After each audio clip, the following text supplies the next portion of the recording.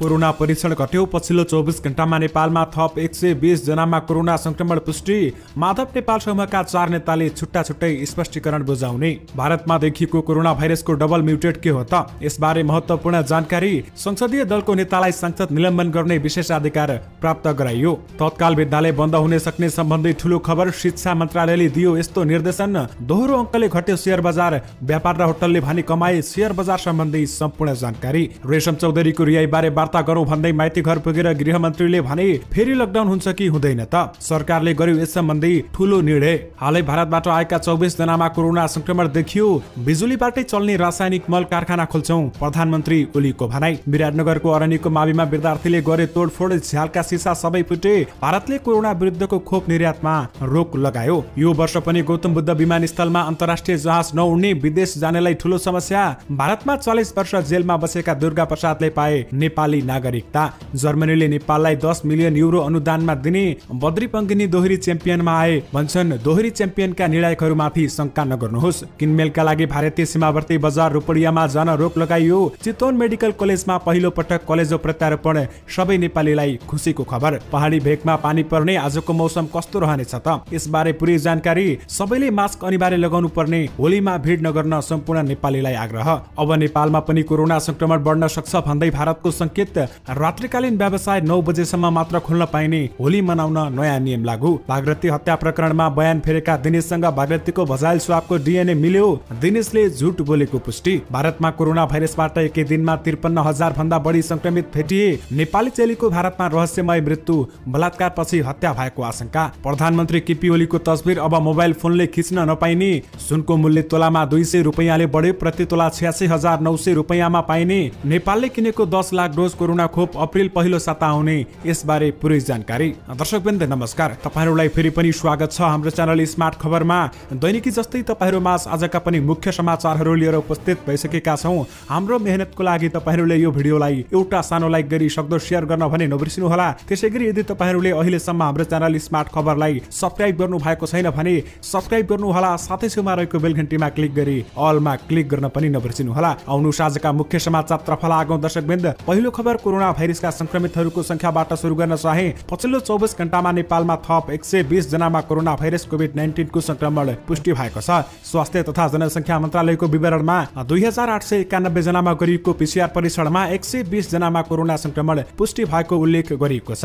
यसै समयमा 85 जनाले कोरोनालाई जितेका छन् भने बितेको 24 घण्टामा कोरोनाका कारण कसैको पनि ज्यान गएको छैन। हाल देशभर 55 जना क्वारेन्टाइनमा रहेका छन् भने 1217 जना सक्रिय संक्रमित उपचारमा रहेको विवरणमा उल्लेख गरिएको छ। त्यसैगरी हालसम्म नेपालमा कोरोना संक्रमणबाट 3020 जनाको मृत्यु भने भइसकेको छ।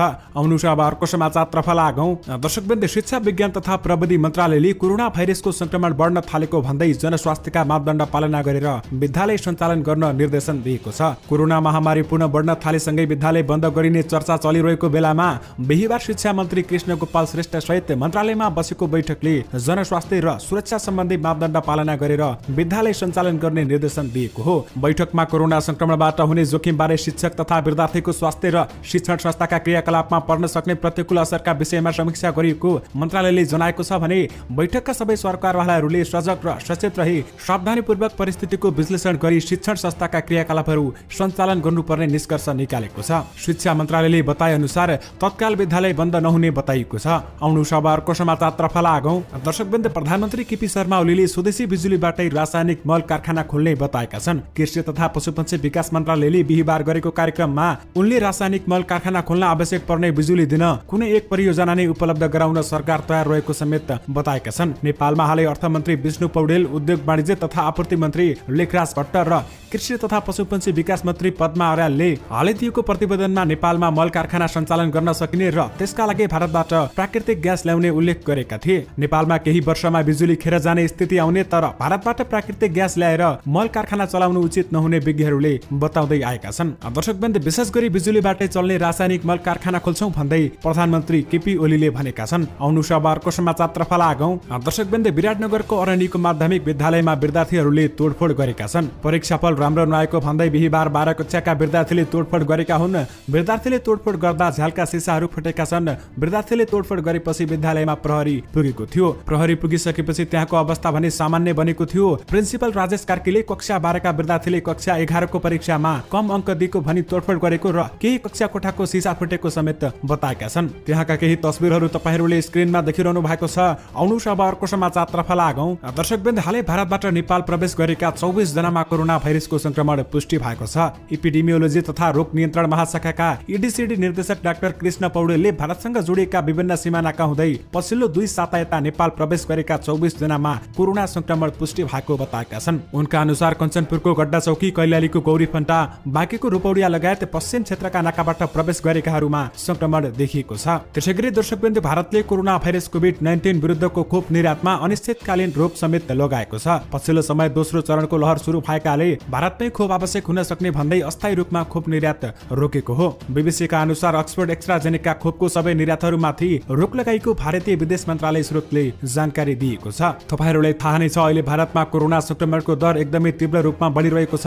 बुधबार स्वास्थ्य तथा जनसंख्या मन्त्रालयको नियमित प्रेस ब्रिफिङमा काठमाडौँ विश्वविद्यालय जनस्वास्थ्य विभागको सहप्राध्यापक डाक्टर अर्चना श्रेष्ठका अनुसार नेपाल भारत भन्दा 1 महिना पछाडि परेको र अहिले भारतमा संक्रमण बढ्दै गरेको तथ्याङ्कलाई एक ठाउँमा राख्दा हामीले के अनुमान गर्न सक्छौं भने नेपालमा पनि अबका केही हप्तामा संक्रमणको संख्या बढ्दै जाने सम्भावना देखिन्छ भन्दै बताइएको छ। यसले गर्दा अब नेपालमा पनि कोरोना संक्रमण बढ्न सक्छ भन्दै भारतले संकेत दिइसकेको छ। आउनुस् अब अर्को समाचारतर्फ लागौं। दर्शकवृन्द, अब मोबाइलले नेकपा एमाले एवं प्रधानमन्त्री केपी शर्मा ओलीको भौतिक शरीरको फोटो खिच्न निषेध गरिएको जानकारी दिएको छ।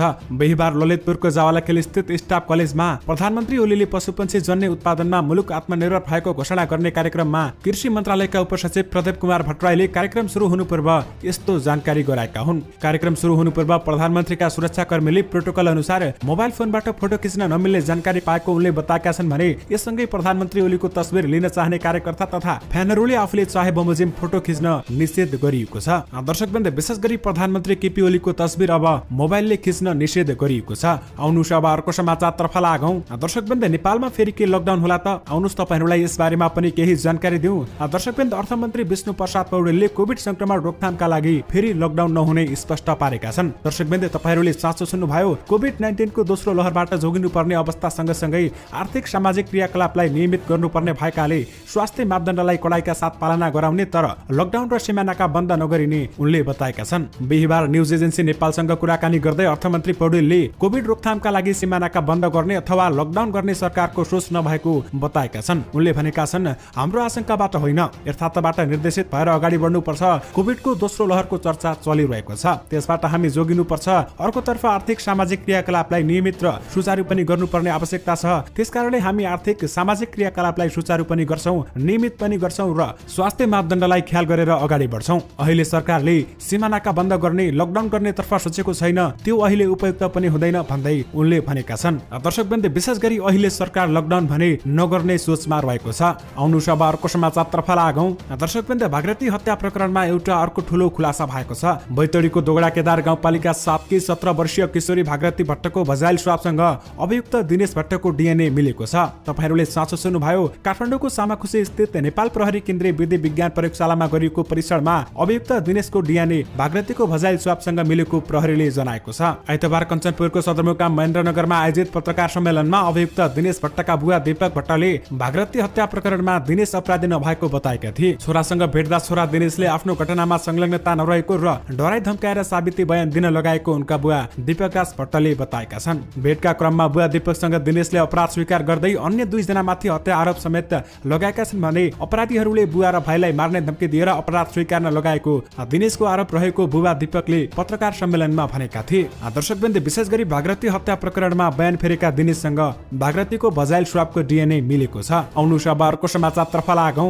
दर्शकवृन्द, दोहोरी च्याम्पियनमा बद्री पङ्गेनी भित्रिएका छन्। गायक बद्री पङ्गेनीले दोहोरी रियालिटी शो दोहोरी च्याम्पियनको आउँदा भागहरूलाई सुधार गर्दै लैजाने समेत बताएका छन् भने दोहोरी च्याम्पियनको सञ्चालन गर्दै आएका गायक पङ्गेनीले पहिलो भागमा दर्शकले दिएका प्रतिक्रियालाई गाली भन्दा पनि सुझाव र आशीर्वादका रूपमा लिएको बताएका छन्। निर्णायकले बोलेका सबै कुराहरू प्रसारण नहुँदा पहिलो भागमा दर्शकबाट आलोचना भएको उनले बताएका छन् भने उनले भने अनुसार बोलेका सबै कुरा भन्दा पनि सम्पादन भएर निर्णायकको छोटो प्रतिक्रिया मात्र सार्वजनिक हुँदा आलोचना भयो। यद्यपि हामीले यसलाई आलोचना भन्दा पनि सुझावका रूपमा लिएका छौं भन्दै उनले भनेका छन्। बुधबार सवारी साधनमा प्रयोग हुन मोबिल ब्रान्ड आइटीआर लुब्रिकन्ट्सको ब्रान्ड एम्बेसडर नियुक्त भएपछि बोल्दै बद्रीले सोको बचाउ गरेका हुन्। दोहोरी च्याम्पियनका निर्णायकहरूमाथि शंका नगर्नुस् भन्दै बद्री पङ्गेनीले भनेका छन्। आउनु अब अर्को समाचारतर्फ लागौं। दर्शकवृन्द, भारतमा देखिएको कोरोनाको डबल म्युटेट भाइरस आखिर के हो त? आउनुस् तपाईहरुलाई यस बारेमा पनि केही जानकारी दिउँ। भारतमा संकलन गरिएको स्वाब परीक्षणमा कोरोना भाइरस कोभिड-19 को डबल म्युटेट प्रकार भेरिएन्ट पाइएको छ। एउटै भाइरसमा वास्तविक स्वरूप परिवर्तन भई बनेको दुई प्रकारको स्वरूप देखिनुलाई डबल म्युटेट भनिन्छ।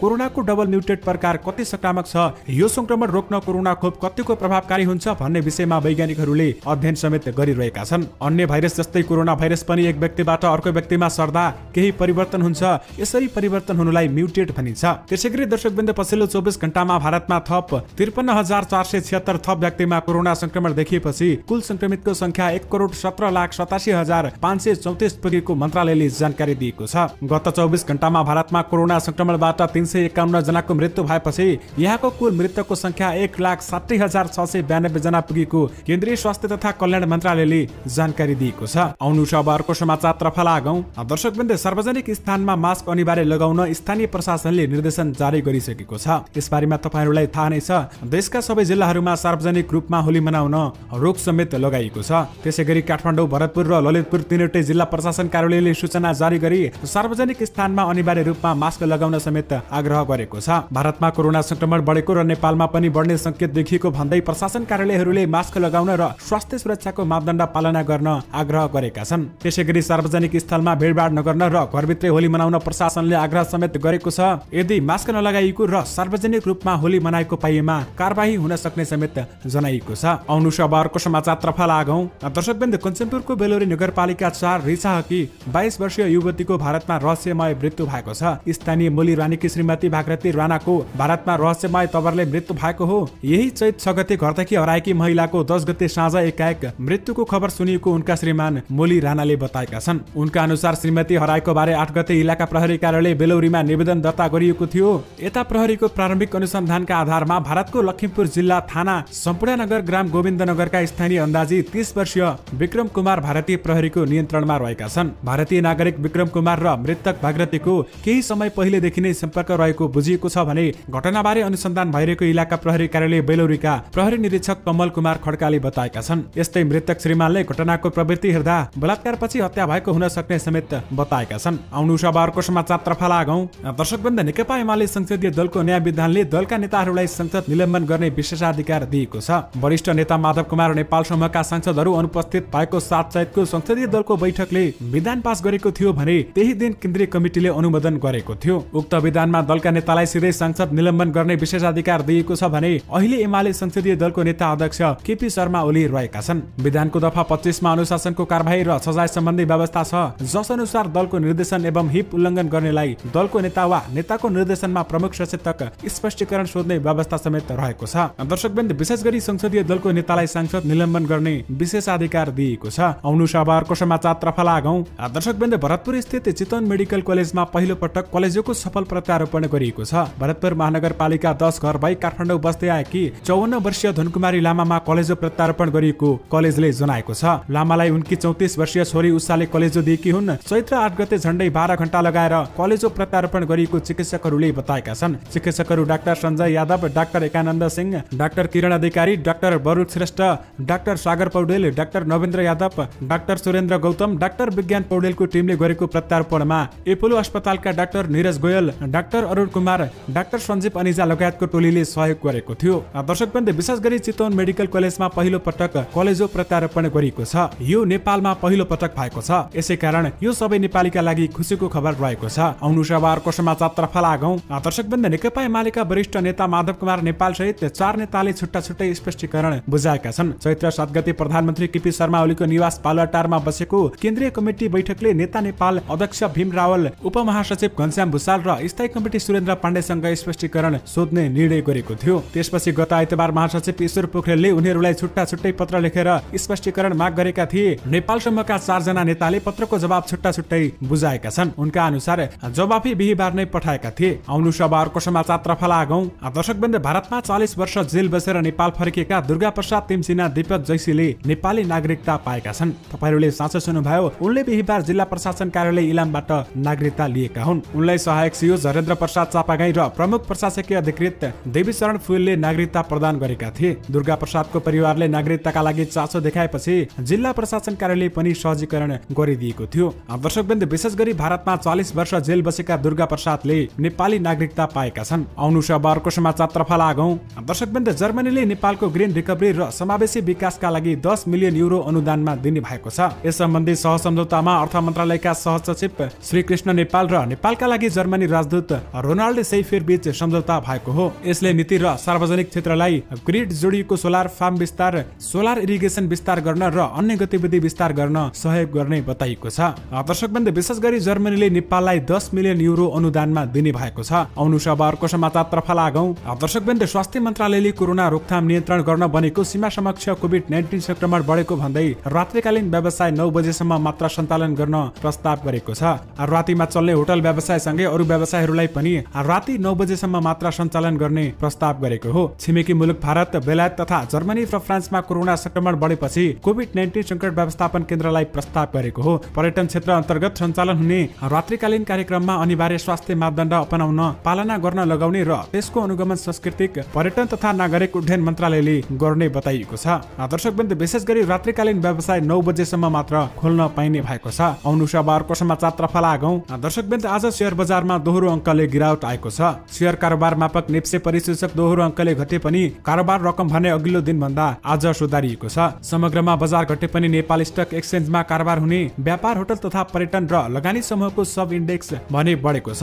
बिहीबार धेरै बढ्नको शीर्ष स्थानमा चन्द्रगिरी हिल्स लिमिटेड देखिएको छ भने यसको शेयर मूल्य बिहीबार 10% बढेर 2069 रुपैयाँ पुगेको छ। दर्शकवृन्द, विशेष गरी दोहोरो अङ्कले शेयर बजार घटेको छ भने व्यापार र होटलले भने कमाएका छन्। आउनु अब अर्को समाचारतर्फ लागौं। दर्शकवृन्द, तपाईहरुमा छोटो समयमा सुनको मूल्य सम्बन्धी पनि केही जानकारी दिन चाहे। स्थानीय बजारमा सुनको मूल्य तोलामा 200 रुपैयाँले बढेको छ। अघिल्लो दिन 86,700 रुपैयाँमा कारोबार भएको सुनको मूल्य आज भने तोलामा 200 रुपैयाँले बढेर प्रति तोला 86,900 रुपैयाँमा कारोबार हुने सुनचाँदी व्यवसायी महासंघले जनाएको छ। आज तेजाबी सुनको मूल्य 86,450 रुपैयाँमा कारोबार हुने भएको छ भने यस्तै चाँदीको मूल्य भने तोलामा 10 रुपैयाँले घटेको छ। हिजो नेपाली बजारमा प्रति तोला 1240 रुपैयाँ रहेको चाँदीको मूल्य आज भने 1230 रुपैयाँ कारोबार हुने महासंघले जनाएको छ। दर्शकवृन्द, विशेष गरी सुनको मूल्य तोलामा 200 रुपैयाँले बढेको छ।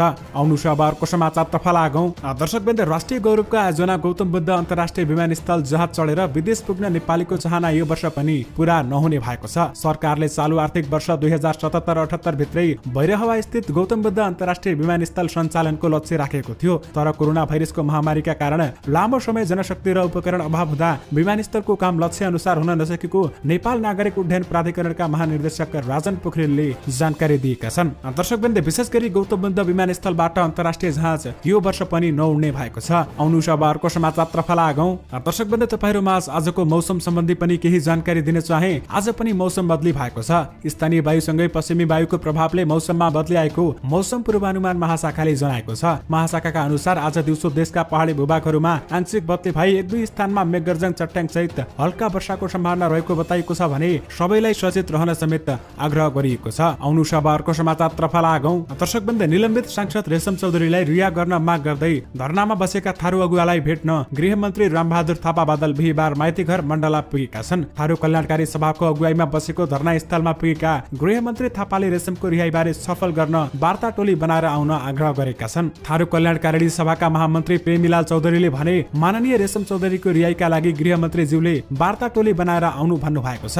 साथै प्रधानमन्त्रीसँग पनि कुरा गरेर क्याबिनेटमा लैजान्छु भन्नु भएको छ। उनले चाँडै नै रेशम चौधरीको रिहाईको लागि थारू कल्याणकारी सभा थारू अगुवाहरूको नेतृत्व गरेर सरकारसँग वार्ता टोली बनाउने समेत बताएका छन्। दर्शकवृन्द, विशेष गरी रेशम चौधरीको रिहाईबारे वार्ता गरौं भन्दै माइतीघर पुगेर गृहमन्त्री रामबहादुर थापा बादलले भनेका छन्। आउनु अब अर्को समाचारतर्फ लागौं। दर्शकवृन्द, जिल्ला प्रशासन कार्यालय बाँकेले भारतमा कोरोना संक्रमणको जोखिम बढ्दै गएपछि किनमेलका लागि भारतीय सीमावर्ती बजार रुपौडियामा जान रोक लगाएको छ। भारतमा कोरोना संक्रमण नेपाल भित्रन सक्ने सम्भावनालाई मध्यनजर गरी सर्वसाधारणलाई किनमेलका लागि रुपौडिया जान रोक लगाइएको प्रमुख जिल्ला अधिकारी रामबहादुर कुरुङमाङले जानकारी दिएका छन्। उनका अनुसार जिल्ला कोभिड संकट व्यवस्थापन केन्द्र DCCMC को बैठकले भारतीय सीमा बजार रुपौडियामा जान किनमेलका लागि रोक लगाउने निर्णय गरेको छ। बैठकले स्वास्थ्य जाँच गरेर मात्र नेपाल भित्रन दिने र कोरोना संक्रमण रोकथाम तथा नियन्त्रण गर्न मास्क तथा सेनिटाइजरको प्रयोग गर्ने गराउने निर्णय समेत गरेको छ। दर्शकवृन्द, विशेष गरी सीमावर्ती रुपौडिया बजार जान रोक लगाइएको छ। आउनु आजको अन्तिम समाचारतर्फ लागौं। दर्शकवृन्द, भारत सरकारले कोरोना खोप विदेश निर्यात गरिसके पनि नेपालले खरिद गरेको थप 10 लाख डोज खोपलाई असर भने नपर्ने भएको छ। नेपालले भारतको सेरम इन्स्टिच्युटलाई पैसा तिरिसकेको 10 लाख डोज खोप ल्याउन बाँकी छ।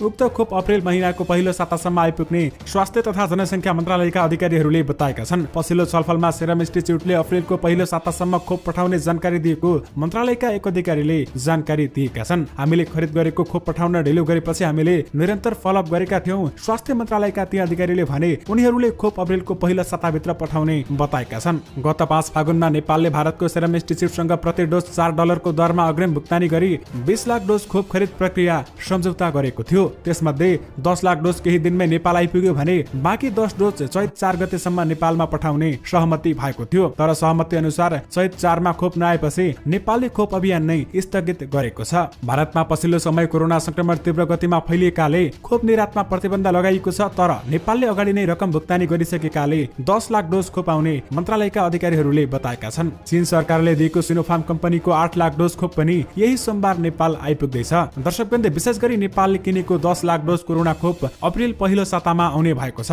दर्शकवृन्द, योसँगै तपाईहरुमाझ आजका सबै मुख्य समाचारहरू राखिसकेका छौं। फेरि पनि तपाईहरुमाझ नयाँ रिपोर्टहरूको साथमा उपस्थित हुने नै छौं। अहिलेलाई भने मलाई बिदा दिनुस्। नमस्कार।